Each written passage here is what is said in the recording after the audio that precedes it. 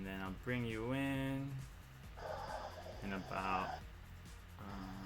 So I'll start. You'll hear me, and then I might turn off my video. I might stop my video here. And do you have another device? If you can watch it, it's gonna be a delay. If you have another device, you can put it on there, and just okay, perfect. And then I will, and then just mute it. I have to mute it on my side too, so we don't hear ourselves twice. Stop. This is Kauai. Chicha. Thank you. Okay, cool. Alrighty, let's get started. I think we should just get started. So let's go and do this. Here we go.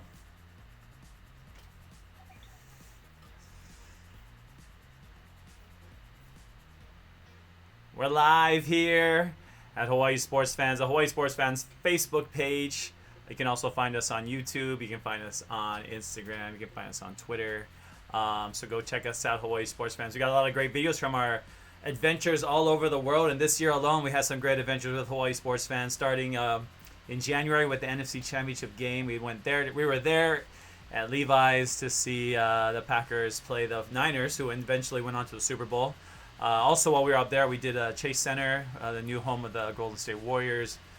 We talked a lot about, all the exciting things that we did for football. It seems like it's a mile away now, right? When you think about this year and all of that we've been going through. But the halfway point, that's what it is today, July 1st, 2020. So welcoming you all here.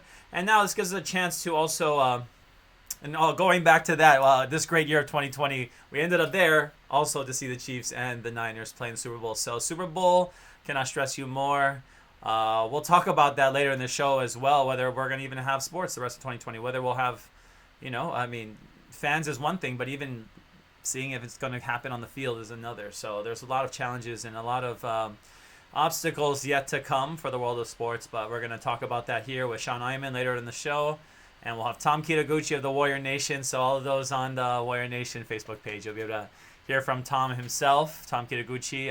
Recently, the fund being used to improve the floor in the locker room, the football locker room. So all of those wonderful things and all. But we're gonna have a little Garden Island report. So I'm gonna go ahead and bring in one of my good friends, Liz Hahn, aka Liz Kauai, aka Kauai SY, because I just came back this past week. I get a little jaunt, and wow, Kauai. I mean, what more can you say about that? There's no wonder you want to call yourself Liz Kauai. How's it going? Aloha, Liz.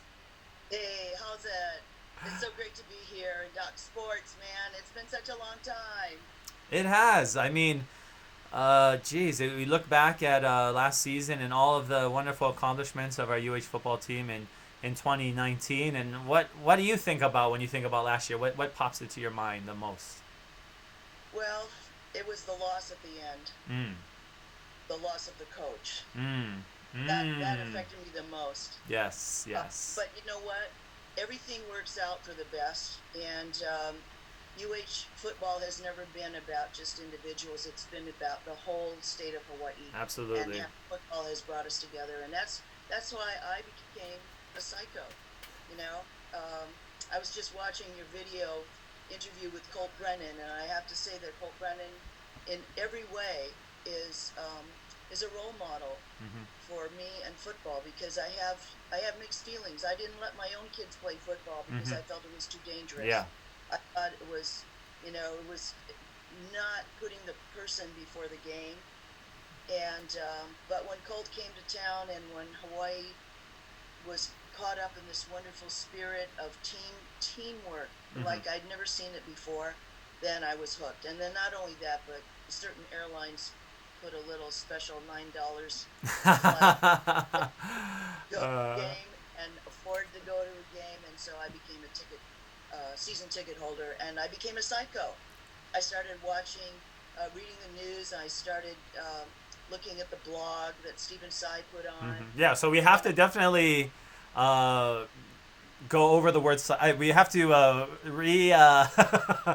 elaborate on the psycho. So, in shout out to Stephen Tsai at the Star Advertiser. and his blog, and a bunch of great bloggers. And this is how I met Liz as well. And we've been attending psycho events myself and tailgates for 2007, 8.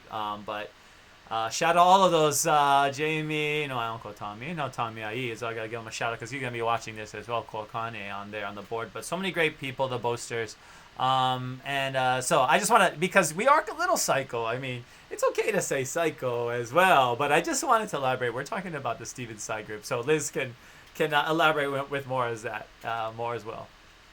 Well, there's a spirit, and I think anything that feeds the spirit of aloha in Hawaii and lokahi unity. Yes. Those are the things that are most important. And when those activities don't serve that purpose, then it's time to think about other things to do. But in those years, that was really, really something I felt that brought people together, and a diverse group of people together. Anytime you can bring people that have nothing in common except football, and they all love it and makes them all happy, I think then football has a purpose. I totally agree, and you're right. And it's not only, we all have a slightly awkward relationship with football because we understand the dangers. We understand how just the amount of damage, brain damage, and lifelong damage has been done to some of our favorite athletes and those people we looked up to, and it's hard to see them now. But at the same time, it's brought together so many people, and a lot of them will agree as well. Like, they don't regret it. It's a thing that and this is no judgment on people that want to keep their kids out as well. It's totally logical and rational, and I think something that the game will have to take into consideration as it grows in the next couple years as well. But not only football, you're a huge UH fan all the way around, and I know and you're coming to us from Waimea, on the beautiful garden island of Kauai. So we want to hear what's life like up on the island right now. What's going on?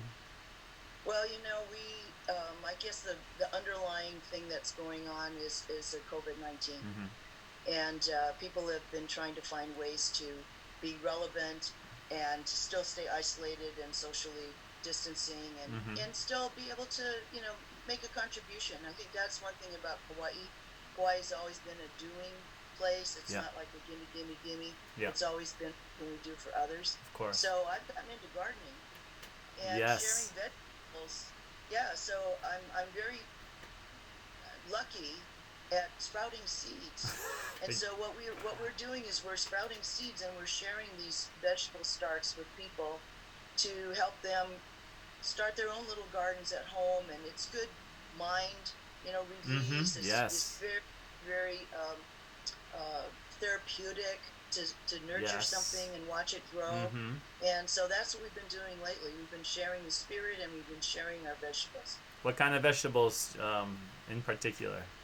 Well, my favorite is bele, and people from Tonga. It's an edible hibiscus.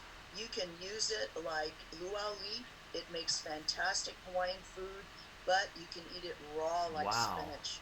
And it's a huge leaf. You can cut it up. It's not too tough. It doesn't prickle your tongue. And that's my favorite thing, and it grows from cuttings.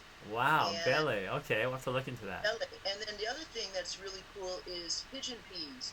We also call them ganduli beans, and it's a foundation of every Puerto Rican diet, and it grows very well here, and it also puts nutrients back in the soil. So if you get too many pigeon peas, you can plow it all under, and it makes your soil richer. So those are two very special things that we're sharing. Oh, very cool. And a lot of us on Oahu, I mean, we not everyone gets to have the green space as well. So if you can do it at your home, it's in a tiny garden. You don't need a big yard. You can make a big difference in anything for renewables and the conservation of our planet, but also the beauty. And I know on Kauai, we always want to get a chance as UH fans to be out there. But what kind of events? We talked about a little bit about this before, you and I, about what events have come to the Garden Island, because there are some hardcore fans there on the island, and they wish they could go to every game. They wish you Oahu people are so spoiled. You don't even go to all the games, and you live on the island. So talk about that.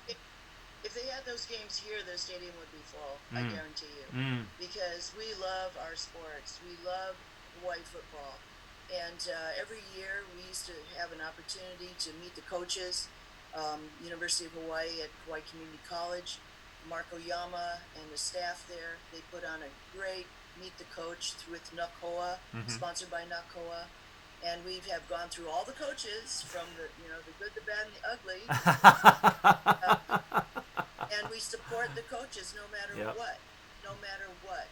And they, in return, they do clinics with the kids in Pop Warner and in the different kids things, and they would do that. And also in the past we've had they brought team members over, and at one year we had 5 Kauai players. Wow. On UH team, yeah. So that was another reason back in 2000, that era. We had a lot of kids from Kauai playing for UH, and that was a source of great pride for us too. How can we keep that going? I feel like that's that's something that, because Kauai has had players. I mean, we talked about Jordan Dazan, right, who was from your area, who went to the mainland, and people talk about him getting away sometimes. So, do you think that we're under recruiting maybe the island, or is it just kind of the luck of when the players come out of Kauai? Well, today is a different day. Today is a different world. I'm not looking to put back, personally, things the way they were. Okay. I am totally grateful that we had the opportunities to enjoy football at its finest. We got to see some amazing things, and I think at that moment they were fantastic. And I think in the future we will have more fantastic adventures and things, but the underlying reason for us being together will be a little different. Yes, absolutely. And we're not going to do New Orleans and the Sugar Bowl again, I don't think, because the future of colleges, the whole world is on a reset right now. I mean, that's how I believe. I believe it's the same. I don't think we can go back, because the disparity of everything was too much. There were too many have-nots for the few haves, and I think that disparity has to change. And this is a wonderful opportunity for people to identify the things that are important to them, the things that bring people together. Get to know your neighbors. I have gotten to know my neighbors much better than I did when I had my own mind, going in my own directions.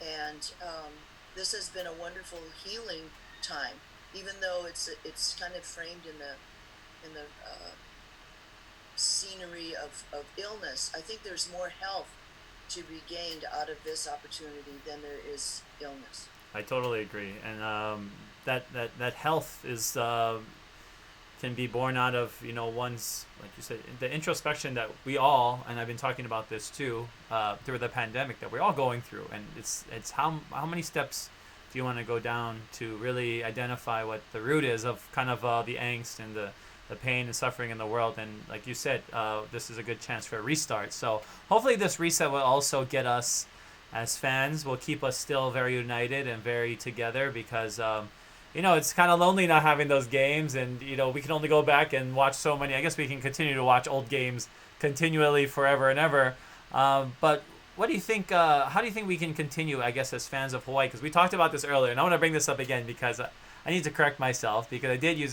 the phrase outer island today, and I thought about it this morning, how that's so like Oahu centric, and that's another thing that needs to change as well. And that's something that is an issue probably in Hawaii that we all need to reassess, as to how we talk about islands that are not Oahu, especially Oahu people. Of course, I'm talking at you Oahu people, but I mean, that's just kind of how, when we think about things in that term, or we use things like outer island, there is bias in that language alone that probably has kept us from underrating just how supportive Maui, Kauai, Molokai, the Big Island, Lanai, how the fans there have been for Hawaii. And we want to continue to strengthen that fan base, I think, and do whatever we can to get people in the stands. Like you said, people would be coming. People would be selling out the stadium if the game was on Kauai. But You got a lot of apathetic Oahu people. So how do we change that, Liz? What would you say? Well, I think one of the practical things, if everything was the same Mm-hmm. after this pandemic is not affecting us as hardly as it is, I think having charter flights so that people could fly over for games Yes. and be home, Mm-hmm. because the flights are expensive as they are, but Yep. having to get a car and get a hotel room, I mean, it's just not affordable for most people. And I think if we had charter flights and buses to take us to our tailgates and to our game and then back to the airport and be able to fly home, I think a lot of people would respond to that. I know I would. Mm-hmm. I would respond to that Mm-hmm. because we do want to support our teams. Yes. And we do want to support the kids, and we love football. We enjoy being there in the stadium. There's nothing like it. No, not at all. Not at all. And I think that experience that you talk about, we take it for granted, especially when you live on Oahu. You take it for granted, and you're so lucky. On Saturday nights, a few Saturday nights that we have a year when there are games in Halava, you should be there every night at every game. But Liz, as we transition to a new era, I mean, you talked about the era of Colt Brennan and June Jones, and then we went into another era of Norm Chow, and then another era of Rolo, and now we're in another era. What do you think about when we think about just that transition from when you first started becoming a UH fan till now, and what parts of those, what aspects of your fanhood have changed, and what parts do you, like you said, we're looking forward to the future. What do you want to see in the future? Well, I'm excited about our new coach. I'm excited about our team. I don't know much about them because they haven't been able to share much with us. Mm-hmm. But every sudden change usually leads to something good. Maybe not immediately, Mm-hmm. but we have to look for the good. If we look for the good, then we will find it. Yes. And if we are fans and we wanna see our UH athletes be successful at what they do and have an opportunity to prove themselves on the field of competition, then we will be there for them, whether it's swimming and diving or volleyball or softball or baseball or water polo, whatever that may be. It's all for the kids, and Yeah. that's the bottom line. Mm-hmm. What brings Hawaii people together more than anything that I've found is support for the next generation, and I think that's where we're going to go, and that's our future.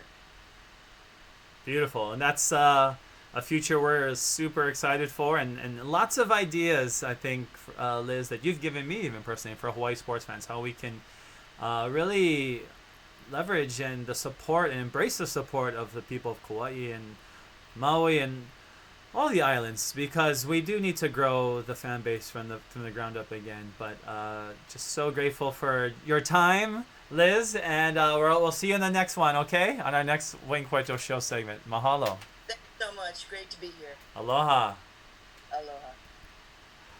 That was Liz Kauai, Liz Hahn, if you know her that way as well. And, Liz has been such a great, all her words, obviously, especially very beautiful, very well-spoken, and just how important this time is to us, and how sports has brought us together, but how, going forward to the future, we'll have sports again, hopefully very soon. But a guy who's definitely been a huge asset to Hawaii football, and that is, of course, our own Tom Kitaguchi.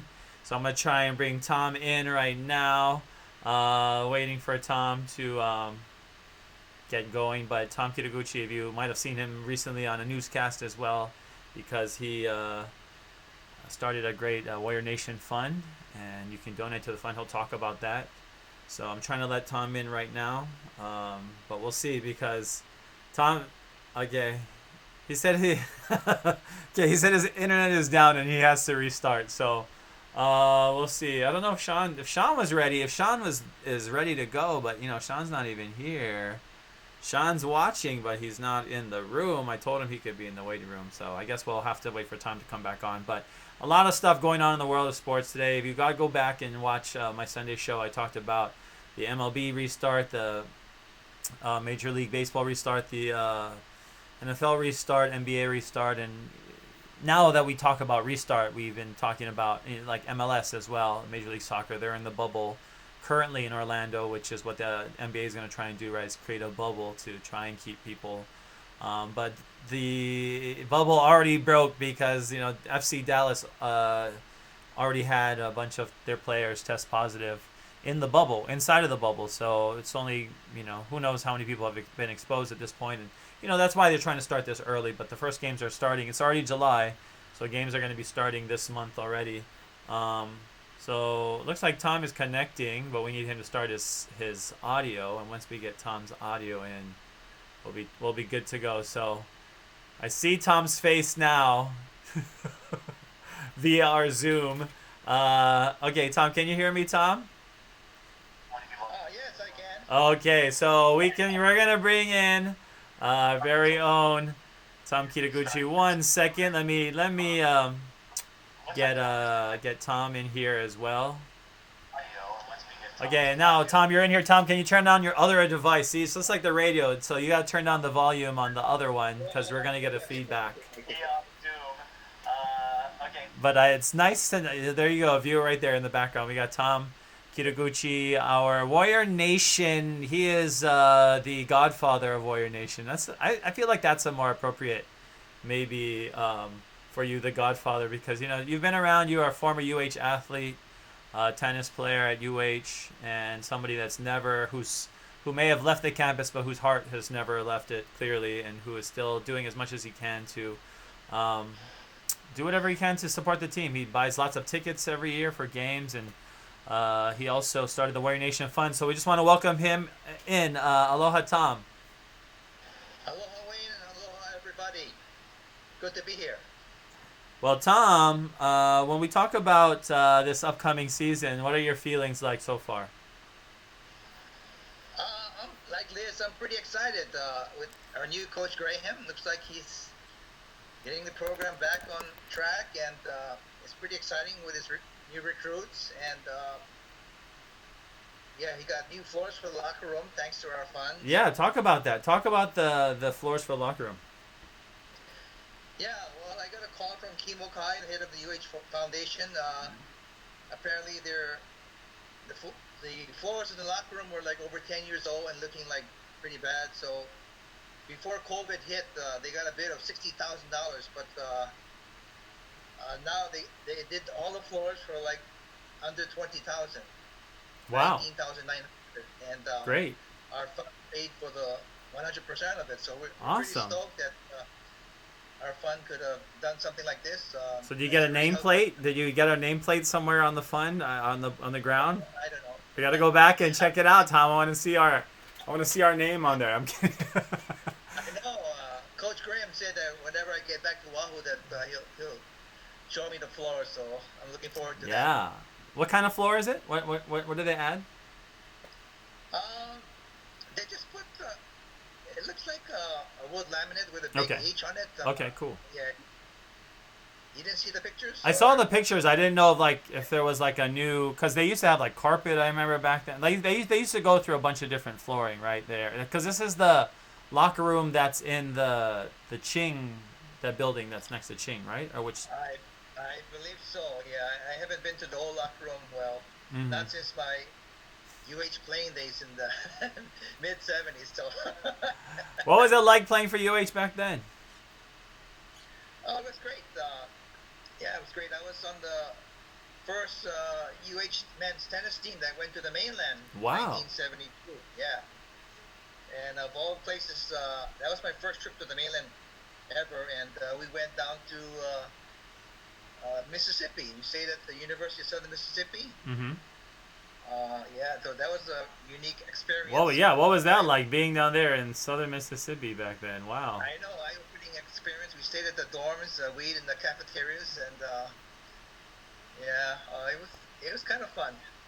So what was the football team like back then as well? Who was what were because you were there in the mid '70s, you said?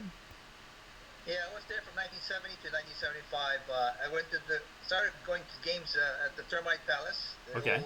Honolulu Stadium. Mm-hmm. Yeah. Yeah. What was it like? Yeah, what was that atmosphere like in that stadium? It was great. It was packed. Yeah, I guess there's some good players. All I remember was seeing the cornerback Jarvis White. I guess somebody, um, yeah, was breaking out for a long run down the sideline, and he came out of nowhere to tackle him and save the touchdown. So that was a pretty amazing. Cool. That was a pretty vivid Yeah, moment then that you remembered from. yeah, yeah. And I remember seeing Golden Richards, a receiver, and Mhm. Larry Arnold, I guess, and Larry Scherer, and all those guys. I think Dave Mutter, my friend, was Mhm. playing there also, but I didn't know him at that time. He was, I believe, he's a center. Dave Mutter from. Yeah, we saw him at a couple games. Michigan. I think I saw him at Yeah, Michigan. Yeah, where other couple games we've seen him, right? he's one of the biggest supporters of all the former players. He does his own fundraisers, barbecues, a golf tournament, I believe, and he raises thousands of dollars for the program as well. Wow. Well, talking about the Warrior Nation Fund and the Warrior Nation itself, it's kind of this like nebulous organization that is kind of there because there's a Facebook component of it. It's like it is what it is, right? It's like there are people from all over the world coming in. There are people that we don't know coming into there are people that or will probably have never heard of UH, but this is their introduction to the fan bases, and it's Yes. been an important tool for us to be able to bring people together and just talk about that as well, the Facebook page. Um, yeah, I created this Warrior Nation Facebook group, and not knowing where it's going to go, but we have over 4,100 members now, including many players, former players, families, all our all the diehard fans, and yeah, it's pretty exciting to see it grow all these years. Yeah, we're gonna shout out some of the people. I'm not even gonna because I'm definitely gonna leave somebody out, but we'll shout out Tony because Tony's one of your good friends as well, and he's out there as a first line responder. And shout out to all of our first line people, and that doesn't just mean people in there are the people that obviously in the hospital, but all those that are being forced to work right now. We are grateful for everything you're doing right now. Yes. Tony being one of them as well. Yes. Some good guys. But Tom, I know that you're excited for this season. And so what are your, we're hoping, but you're in Northern California, so talk about what life is like right now out there. Um, Life is good. I love the outside air conditioning. That's my first reaction moving here in 1981. Mm-hmm. Uh, yeah, I like it up here. It's 1981. Wow. So you've been up there a while then, huh? yeah, it's been a while. Um, yeah, What kind of I UH like it. games have you been attending since you've been up there? Do you remember? Did that change for you going to a lot of road games? Is that something you do every year? Or is that something once you moved to the mainland you started doing? Yeah, actually, I kind of was out of touch when I first moved here because I was too busy getting adjusted. My wife at the time was starting a new jewelry store in Union Square, so I was helping her with that. I got into a car accident 2 months after moving here. Oh, wow. Yeah, it was. Remember when the 49ers won their first Super Bowl in 1982? Yeah, it was on that night that I was driving a brand new car, and drunk people. I was stopped at the bottom of the hill at a red light, and people in the back of me just ran right, rear-ended me without stopping, and Oh, my pushed gosh. me halfway through the intersection. And yeah, I was taking therapy for about a year, but luckily I wasn't hurt too badly. Wow. Wow. Wow, that's scary. Well, that's probably something you don't want to remember then whenever they bring up that 1982 championship. But you are a 49er fan, though, right?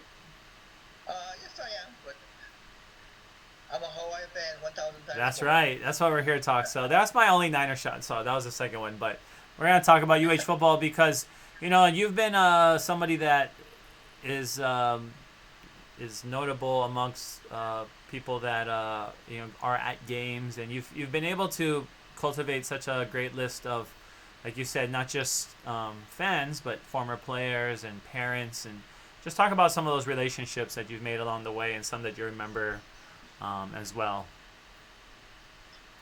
Yeah. Among the former players, I got to meet and know Gary Allen, Mm-hmm. David Tolumu, Nicky Clark,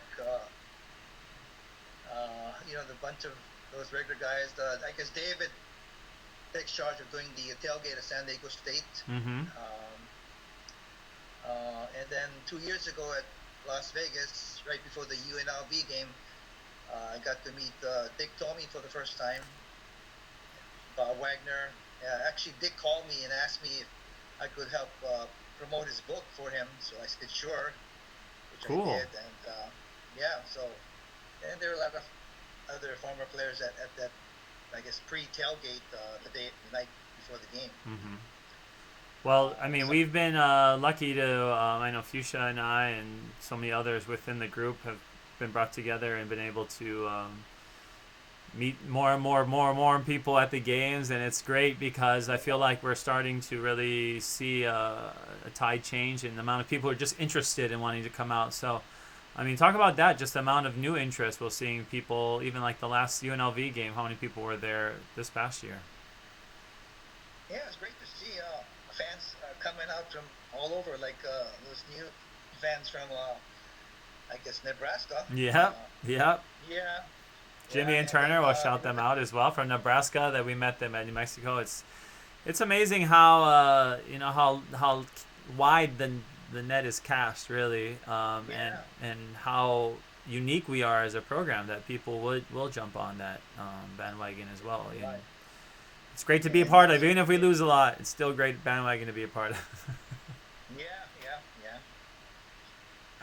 But Tom, you've been a huge, just a staunch supporter in financially and being able to keep the Warrior Fund together, and just in your spirit and how welcoming you are to new people, to the fan base. But what do you think? Why is it to you that motivates you to be such a big fan of Hawaii and the athletics? I don't know. It's just in me, I guess. Well, the reason I started doing the tickets for the road games is because of my good buddy Daniel Ing. I guess in 2001 or 2011, I didn't know Daniel at the time, but I heard I was looking for a ticket to the Fresno road game. Mm-hmm. So I contacted Daniel and sat with his group, and then they were like at the 50-yard line right behind the team bench, and I said, wow, this is a new experience. I mean, awesome experience, and every fan should experience this, because a year before at Las Vegas at UNLV, I bought tickets through the UH ticket office, and I was stuck in the corner of the end zone, like 50 rows up, where players look like ants. That was one of the worst experiences seeing a football game. I mean, but I understand how the visiting teams always give the visiting ticket offices always give the visiting teams the worst seats basically in the stadium. Basically. So this is another reason why I started doing this War Nation thing for the road game tickets. Talk about some of the places that you've bought tickets at. What stadiums and stuff that you've been able to do that at? I guess, at UNLV last year, we had I had almost 1,000 fans in our group. I didn't get quite the good tickets as I did previous years, but we were still close to the 50-yard line, around the 40-yard line, and and previous few times I had 50-yard line seats, right behind the bench, row 1 to row 25, right behind the bench, and you can't get any better. I know a lot of the players' families who are excited to sit right behind the team, see their son right in front of them and even touch them. Mm-hmm. But I've got 50-yard line seats at San Jose State. That's also a great stadium for visiting teams, and San Diego State, not so good, but still. I mean, that's a fun stadium. Not every stadium in the Mountain West is so unique too. We talk about how our stadium, I love stadium, is very unique, and I love our stadium. It's very different from other stadiums. But when you go to San Jose, and there's this The architecture is kind of cool, but it's like kind of an older stadium. You have Fresno and how crazy that place is with those steps and how the fans are just right on you the whole time. But we've gone to some cool places. So what's on deck for you now, Thomas? What are you looking forward to in the UH world? In the world of UH athletics, what has been what is motivating you now that we have no games? Yeah, we're in a sad situation right now, but I hope that things will get better where they can at least start having games even without fans. I would take that. I feel sorry for the UH men's volleyball team because we had a good chance to win our first national championship, men's championship. We did. Yeah, but hopefully, since they're all coming back next year, I think hopefully we can do it again. I think we can, and I think hopefully, with the new recruits and the ones coming back, that they'll be able to even keep the whole team, because it's going to be a new dynamic to try and keep people on scholarship. I mean, we're just hoping for the season at this point, but you're right, we had a lot of great going on. The baseball team is doing well, and hopefully that all carries on into 2020. But thank you, Tom. I just wanted to thank you again for all the work you've been doing, and shout out to Warrior Nation on Facebook. Go and join us there on Facebook if you can as well. But mahalo, Tom, and we'll see you again soon. Okay, thanks, Wayne. Thanks for having me on. All right. Aloha. Okay. Mahalo, Tom, for joining us. We're gonna bring in now our resident our resident, I don't know, Hawk fan, UH fan.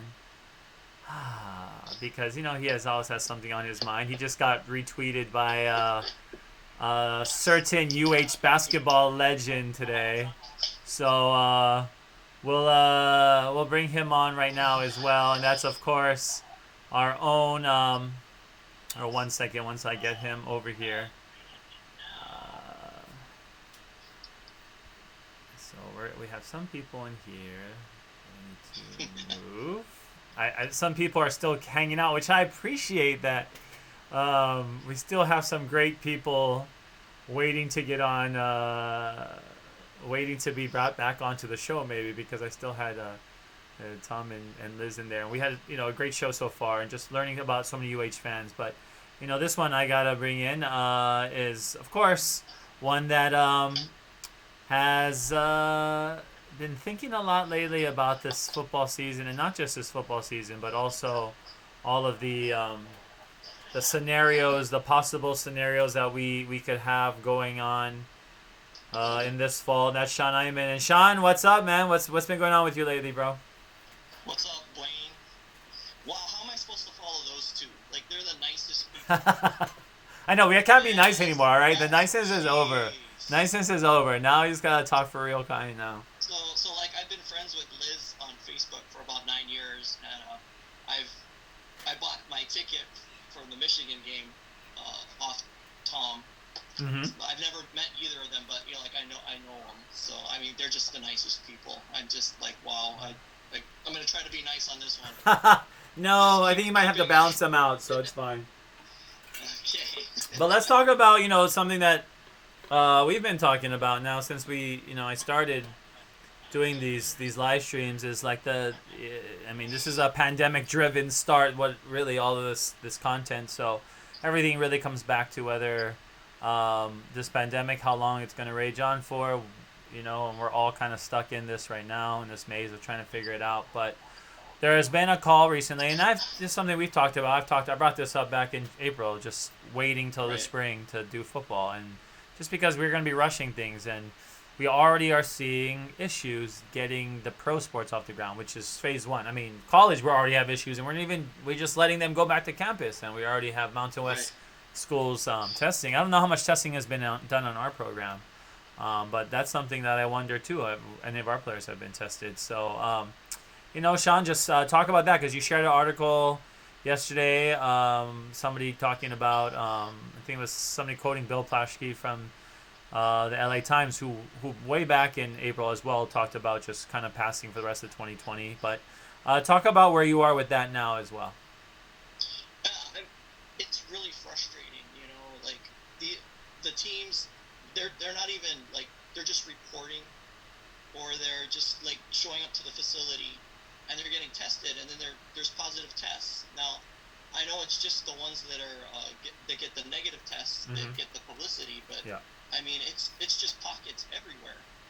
And if it's just like this for now, what's it gonna be like when we get into like, you know, when there's physical contact, when, you know, when the basketball players start to bang on each other, and and the football players. Yeah, can you imagine in basketball? I mean, in the post, I mean, the key, just people everywhere. It's impossible to spread out. I mean, the linemen in football are constantly engaged, head face to face.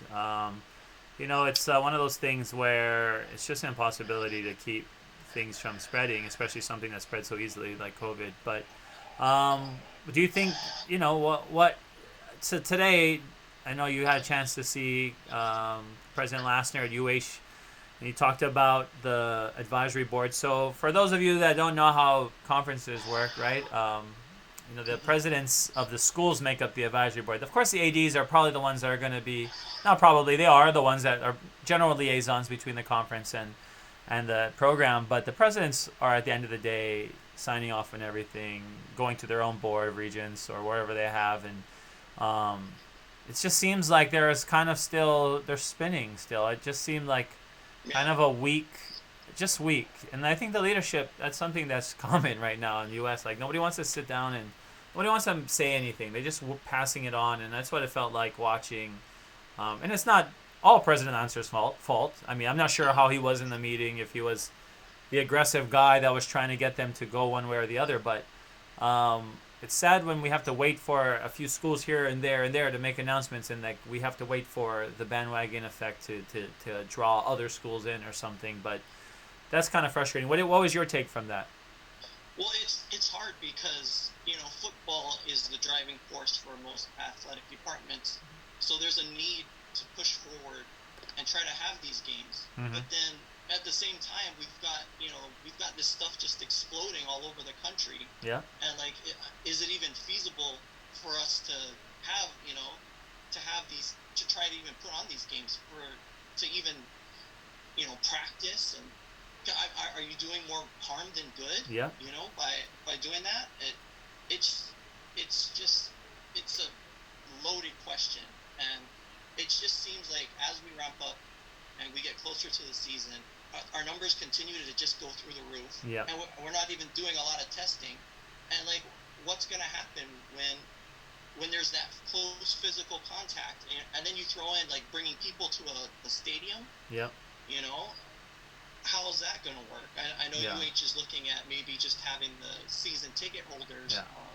Well, I mean, before we even get to fans, like you said, I mean, before we even talk about the spectators, we're trying to talk about the people on the field being safe.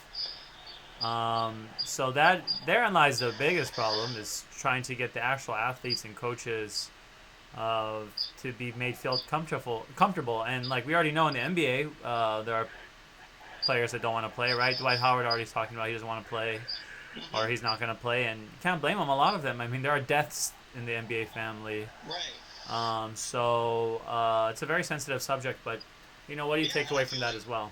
I feel like that's like a real personal decision. If they don't want to play, if they're not comfortable, if they have family members that have medical issues, you know, if it's anything close, you know, don't do it. It's, you know, it's a game. This isn't like ancient Roman gladiators. Yeah. You know, people ain't trying to die over this. No. I mean, I know people are diehard fans, but we don't have to prove it. So it's crazy. It's crazy, and it's just our numbers just continue to go up, and people don't want to wear masks, and they complain about it, and, you know, just going about your business like it's, you know, like everything's normal when it's clearly not. No, exactly. So I know the house is on fire. That meme with that like dog outside, and the house is on fire, and he just sees nothing. That's like the meme that comes to my mind immediately when it's like people not worried about like the deaths. I mean, I saw an article today, which is about how the vaccines release and how it's important that all the tests are necessary because like people could die, and the last one had all these people outraged because and rightfully so. You don't want to take a vaccine and pass away, but literally we have 130,000 people that have died from the the virus itself already, and we're still not even getting close. So that's obviously affecting us in the world of sports. But what do you think is the general consensus? What are you feeling out there? I know you're on Twitter a lot. You're on social media. I mean, have there other been calls that you've seen as well from other people? I know, like locally in Hawaii, the high school football coaches have been pretty vocal about moving the season to spring already. And I don't see why. Yeah, why not just kick it to the spring? You know, it's just push it back. Give ourselves more time to find a vaccine to get control of this thing. That's my opinion. Like, I know everyone is just dying for sports. You know, it's been months and there's golf on, but I mean, even the golfers are having problems with this stuff. Yeah. And that's not even. There's not even too much contact with that. Yeah. But I feel like everybody wants it, but it's like how bad do you really want it? You know, is it at the expense of players? You know, are players going to die from this? You know, are their family members going to die for that? You know, it's truly a loaded question, and like I don't envy the decision makers on that, because you're literally dealing with, you know, the livelihood of the school with the money, and then, you know, life and death with the COVID stuff with your student athletes, which you're. And that's why I'm like, do you really not envy, or do we just need stronger leadership? It's not really a hard. We're like, that's what we're gauging right now. Is we're weighing the amount of people that are gonna die compared to how many people can feel the joy of watching sports again. So that's the moral issue that's being juggled right now. Let's be honest. It's not like we're quantifying, like, you know, just apples and oranges, like deaths and apples, delicious apples of watching games, but also people dying. So you know, in my opinion, just push it back. Like, just I think it's the prudent, it's the responsible thing to do. You know, we'll survive. We can watch movies in the fall. We can watch old games. You know, I don't want to put these guys and their families at risk over this stuff. That's just my opinion. That's how I feel. I know a lot of people might feel contrary to that. It's like, you know, no, football in the fall, it's not. And I think it's important, though, for people, and I'm not to cut you off, but I think what you're saying is right. It is your opinion, but at the same time, it's an informed opinion from someone like me, like a lot of us who really love football. It's like we look forward to it. It's the off season or football season, or it's like those are the seasons. But we need to get to a place as sports fans too, where you can be rational about whether we can even make stuff happen, whether we can make the leagues happen. And we're looking at the pro leagues. We're just looking at the pro leagues and saying, gosh, pro leagues, professionals, show us the way, show us how to make it happen. And they are having hiccups. They aren't going to be able to, you know, cover all those holes, all those leaks that are going to spring. If they can't do it, it's impossible for college. So from there, I agree with you as well. I think it might be best at this point. And I think the tide is changing a little bit that way, because what President Lassner, his decision today, or whatever the Mountain West and Big West decision today is a non-decision. It's not even a decision. It's not even like, let's look at these parameters or something. It's just like, maybe still can. Get chance. Like, we're going to keep saying get chance. We've been saying it for 3 months. Like, figure it out. You know, it's July 1st. July 1st. I've been doing this show since like April 1st. So, you know, we've got to get to a place now where decisions need to be made, because like the Iolani Classic today, I saw shout out to Paul Honda reporting on that as well. And Paul Honda also shout out to all of those who lost their jobs as star advertiser in our sports community. But it's a tough deal. It is, and that's, I mean, that's how How much smaller can that paper get? I know. Seriously. I know. It's like 2 sections on a good day, and that's now with all those guys there. So yeah, it's just the way of the world. Well, like Liz had said earlier, yeah, it's the way of the world. We have to. We are all. And it's like, also, I'm going through all of my stuff. I had a great year too, and I think about myself personally, and Hawaii sports fans, all the places we went to, but I don't know when the world's gonna ever look like that again. And everything that I looked at, every photo, every video, I just questioned myself, when will we ever go back? You know, when can we ever go back to those days again? So, really, you know, a chance for us to reflect and think about all the things that we've done. But, you know, What is your feelings been so far too with The California schools. Yes. Like our conference does not make sense without the California schools, and we're supposed to play at those California schools this season. So Yeah. like, and even I think the Pac-12 is talking about moving everything to spring. So. Well, I mean, that's what I'm saying. If they're talking about it. Just talking about it is not going to do anything. They have to act, and it's just taking so long. It's not even it's not something that we can keep delaying forever. Just like us, like the Pac-12, half their membership is from California. Exactly. So their conference doesn't make sense without California either. So. And that's the thing. Those Power 5 schools are driving a lot of the conversation. Right. Fair or not, that's right. We talked about this. I shared an article on my personal Twitter about, Howard University, a D2 school, a pretty well-known HBCU, probably the most well-known HBCU that we have, historically black college and university in America. One of them. Of course, people from Morehouse or something will probably have something else to say about that. But them standing up and finally just saying, like, we're canceling it. I mean, we're letting these schools, like the Ivy League was one of the first to cancel their basketball tournament, and people are like, oh, wow, really jumping to conclusions there. And it's like, had leadership stepped up earlier, perhaps we might have been out of this by now. But who knows? Like you said, it's a lot of failure of leadership in a lot of ways, and the fact that we're still trying to get people to wear masks is really a disappointing thing. So, but I just wanted to. It's a consequence for us not doing the things that we're supposed to be doing or should be doing. Yeah. This is what you get. You Yeah. know?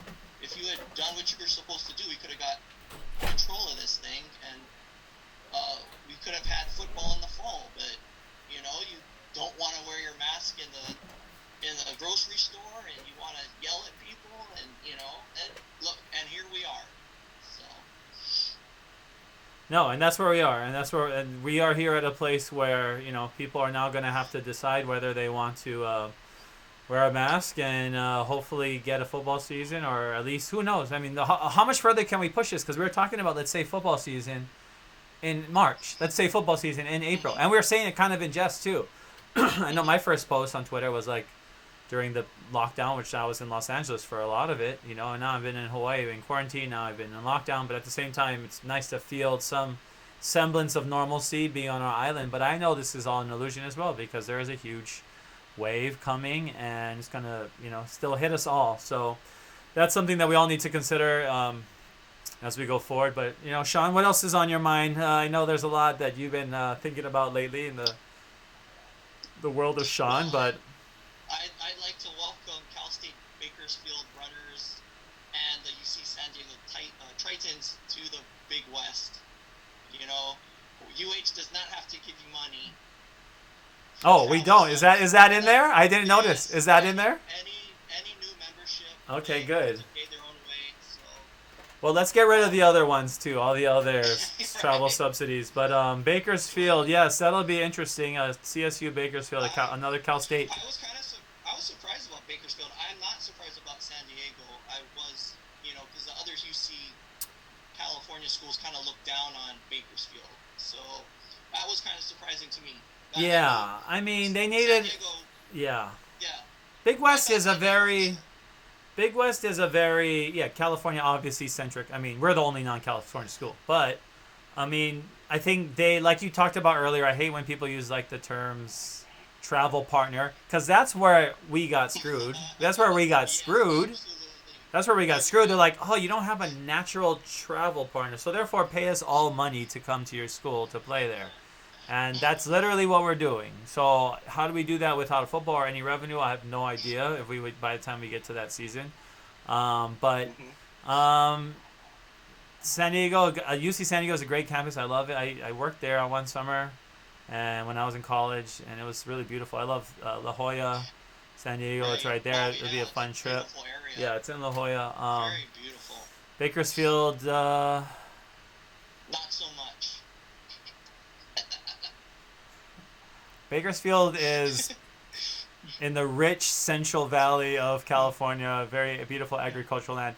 The Central Valley people, I have a huge respect for people that live in the Central Valley. It's not an easy life, and there are a lot of Mexican immigrants that really do a lot of the work for the rest of us when we get to enjoy the stuff that we get to enjoy. And a lot of them are in the Central Valley picking, fruits and everything else. And people there are very proud of that as well. But Bakersfield is also a huge city. It's not like a small place. It's not like a tiny town. When you drive past, if you ever drive down the Grapevine, if you are driving towards Fresno. But that also is interesting because we get Bakersfield on the Big West side, and then we get Fresno, who would be a natural to Bakersfield. I mean, they're really close to each other. But it's very California-centric league, obviously the Big West. But, what are we going to do there? What are we going to do? We're going to stay in the Mountain West and stay in the Big West? Or, what? And I know we had Ben Jay, our former athletic director, and from UH on the show. He talked about, really it's going to be tough to get into one of the Power Fives. And I agree. It will require a lot of change on our side. But even now, right now, it seems like scary to know what the landscape of college athletics will be and where we'll fall into it. And Hawaii, we're not always in the most strengthened position, leverage spot. We're kind of just always scraping for whatever's left for us. But does that make you nervous in any way?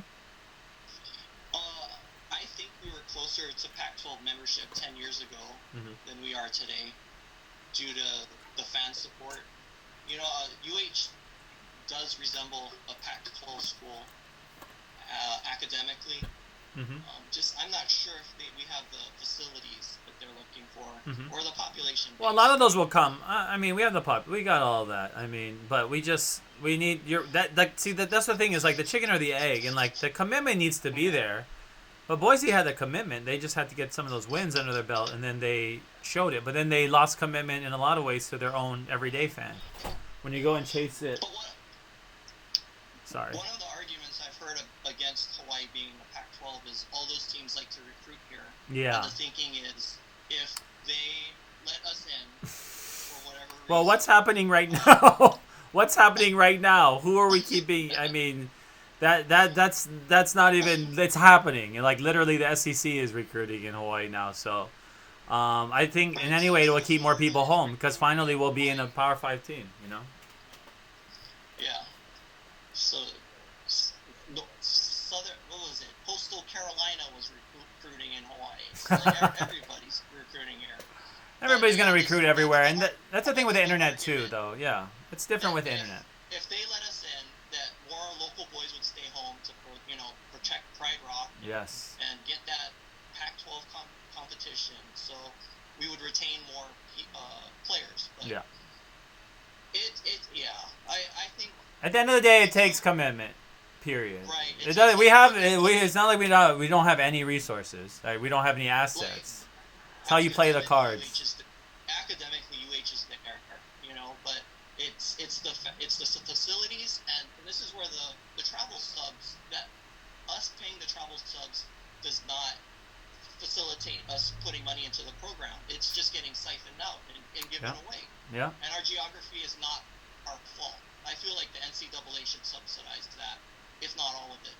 So, I think that would be a good idea. I know that, it's actually funny because in a lot of ways, you're right. There is a lot of bias against the teams that are not in the 48 continuous area. But lots to see. What hot takes you have for us today, or report cards set? Because we want to.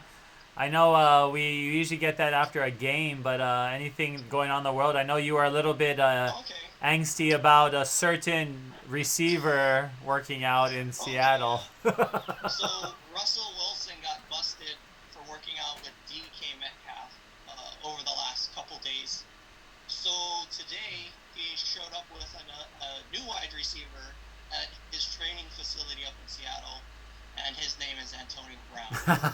And a lot of Seattle Seahawk Twitter is on fire with this right now. The thinking is there's some people, I'd say maybe 15% that want him. He's too talented. Of course. But the vast majority do not. They would rather sign Josh Gordon or just keep it as is. Myself included, because I want John Ricciuto on the field. Yeah. We don't want none of that stuff. No, I think John Ursua. Yeah, I think Yeah, I posted an article yesterday about from Sports Illustrated Yeah. talking about John Ursua breaking out this season. So it's a good article. We got it up at Honolulu Seahawkers. It's on my Twitter. You can go check it out. I also posted how many games do you think UH is going to play this season, and the results were like. Yeah, how was the result? What was the result of that poll? The results were like 0 was like 20%, up to about 5 games was like 35%, 6 to 11 games was another 40%, and then the 12 or more was very low.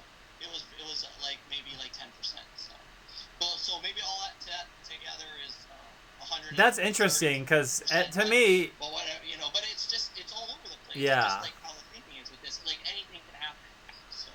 Can you imagine them trying to start and then stopping? I mean, in college, like that would be like a waste of epic proportions. Like a waste. Like all that money was wasted because there's no way we could restart it. It would take forever. I mean.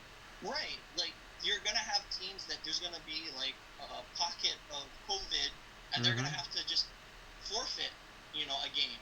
Exactly. And like what happens if they put back in the quarantine if it gets bad for Hawaii? Like nobody's gonna want to come here.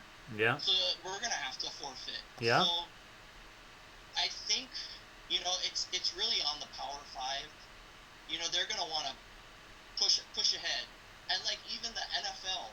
The NFL waved the white flag today for the first time in forever by canceling 2 preseason games.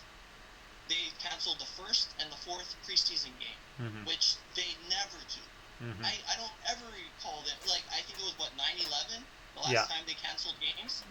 9/11. No, they're finally starting, and I talked about this on my show on Sunday, right, where the first 8 rows are not going to be used. Basically, that's already instituted policy. First 8 rows, and my Hawaii Sports Fans tickets are in the 7th row. But and so they're starting to already make assumptions, but it feels like it's going to be all or nothing. I just can't see like it's like an on or off switch. Right now the switches are all on, which is crazy because it's July and everyone's like, yeah, we haven't changed anything. Like it was just kind of strange too. Just back to UH, it's just like how they're gonna let this just sit out there and see how it plays out. It's just such a phenomenal lack of leadership from not just, and it's not even just picking UH, but our conference and the other conferences, how we're all just waiting for somebody, that's why I brought it up Mark Emmert, that one show, because he, as the NCAA president, carrying so much power, but he punted on it as well. He got rid of he didn't want that burden of having to decide whether he was going to... He's just a figurehead. It's basically going to fall on what the Power 5 decides to do, because that's where all the control is. That's where the money is. Yeah. If they're going to want to play, they're gonna play. Especially like the SEC down south. See, those guys got the money. Those guys can play. So it's just gonna be like the optics. What do they want to? What are they gonna want to have? What are they gonna want to be willing to sacrifice? Is it like a few players a week testing positive? Is it like what is it that's gonna be like their threshold before they want to pull the plug? A couple 5-star recruits here or there. So we got football in the fall, right? Yep. That's really where we're at right now, and we're trying not to be that way. And we talked about Liz and Tom and Sean and all the great support that you folks provide to the program. But just want to send out a shout out to the rest of our Hawaii Warrior Nation as well. If you're out there watching, thanks for joining us and being such loyal fans of the program, because we know that we don't know where we are. We don't know how much longer we have to go in this, but we're gonna try our best to create content. And go follow Sean at UHawkFan, UHawkFan12 on Twitter, or just Sean Eyman. You'll see him on a bunch of stuff. And we'll see you guys all next week, all right? Aloha.